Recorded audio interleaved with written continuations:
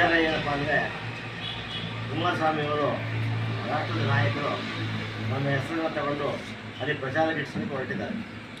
ಅದು ಖಂಡನೀಯ. ಏಕೆಂತಂದರೆ ನಾವು ಮಾತಾಡಿದ್ದೆಲ್ಲೂ ಕೂಡ 60% ಬಗ್ಗೆ ಆಗಲಿ 40% ಬಗ್ಗೆ ಆಗಲಿ ನಾವು ಮಾತಾಡಿದ್ದೀವಿ. ಅದನ್ನು ಅವರು ಬಿಂಬಿಸ್ತಾ ಇದ್ದಾರೆ. ಅದು ಸುಳ್ಳು. ಒಬ್ಬ ರಾಷ್ಟ್ರದ ನಾಯಕರು ಆ ರೀತಿ ಮಾತಾಡೋದು ಸರಿ ಇಲ್ಲ ಅಂತ ನನ್ನ ಭಾವನೆ. ಅವರೇನಾಗಿದೆ, ಈಗ ಅವರು ಚುನಾವಣೆಯಲ್ಲಿ ಸೋತ ಮೇಲೆ ಹತಾಶರಾಗಿ ಇಲ್ಲದ ಸಾಲದ ಆರೋಪವನ್ನು ಸರ್ಕಾರದ ಬಗ್ಗೆ ಮಾತಾಡಲಿಕ್ಕೆ ಹೊರಟಿದ್ದಾರೆ. ನಾವೆಲ್ಲರೂ ಕೂಡ ಗುತ್ತಿಗೆದಾರ ಸಂಘದ ಅಧ್ಯಕ್ಷರಾಗಿದ್ದು ಕೂಡ ನಮ್ಮ ಸರ್ಕಾರದ ಬಗ್ಗೆ ನಾನು ಮಾತಾಡೋದಿಲ್ಲ. ಯಾಕೆಂತಂದರೆ ನಮಗೆ ಗೊತ್ತು ಬೇರೆ ಸರ್ಕಾರ ಏನು ಮಾಡಿದ್ದು, ನಮ್ಮ ಸರ್ಕಾರ ಏನು ಮಾಡ್ತಾ ಇದೆ ಅದನ್ನು ಸಿದ್ದರಾಮಯ್ಯ ಕೂಡ ಸ್ಪಷ್ಟೀಕರಣ ಕೊಟ್ಟಿದ್ದಾರೆ. ಏನಂತ, ನಿಮ್ಗೆ ಏನಾದರೂ ದಾಖಲೆ ಇದ್ದರೆ ಕೊಡಿ ಅಂತಕ್ಕಂಥದ್ದನ್ನ ಸಿದ್ದರಾಮಯ್ಯ ಕೂಡ ಹೇಳಿದ್ದಾರೆ.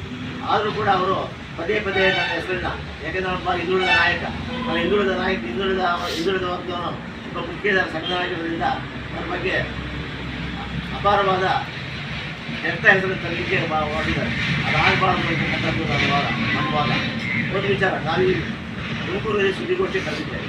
ಆ ಸುದ್ದಿಗೋಷ್ಠಿಯಲ್ಲಿ ನಮ್ಮ ಸಬ್ಜೆಕ್ಟ್ ಏನಪ್ಪ ಅಂದರೆ, ಏನು ಚಿಕ್ಕನಾಯಕನಹಳ್ಳಿಯಲ್ಲಿ ನಡೀತು, ಏನು ಲೋಕಾಯುಕ್ತರು ರೈಡ್ ಮಾಡಿ 3 ಜನ ಇಂಜಿನಿಯರ್ಸ್ನ ಸಸ್ಪೆಂಡ್ ಮಾಡಿ ಜೈಲಿಗೆ ಕಳಿಸಿದ್ರು, ಅದ್ರ ಬಗ್ಗೆ ಮಾತಾಡಲಿಕ್ಕೆ ಅವ್ರು ತಂದ್ಬಿಟ್ಟು ಭ್ರಷ್ಟಾಚಾರ ಕಡಿಮೆ ಮಾಡಬೇಕು ಅಧಿಕಾರಿಗಳು ಅಂತಕ್ಕಂಥದ್ದು ಮಾತಾಡೋದು ಹೇಳಿದಾಗ ಅದನ್ನು ಈಗ ತಿರುಚಿ 60% ಅಂತ ಎಲ್ಲೂ ಹೇಳಿಲ್ಲಮ್ಮ. ನೀರಿಂದ ಕೆಂಪಣ್ಣವರು ತೀರೋದ್ರಲ್ಲ, ಆದರೆ ಇವತ್ತು 60% ಅಂತ ಕುಮಾರಸ್ವಾಮಿ ಅವರು ಹೇಳ್ತಾ ಇದ್ದಾರೆ. ಅದು ನಮಗೆ ಭಾಳ ನೋವನ್ನು ತಂದಿದೆ.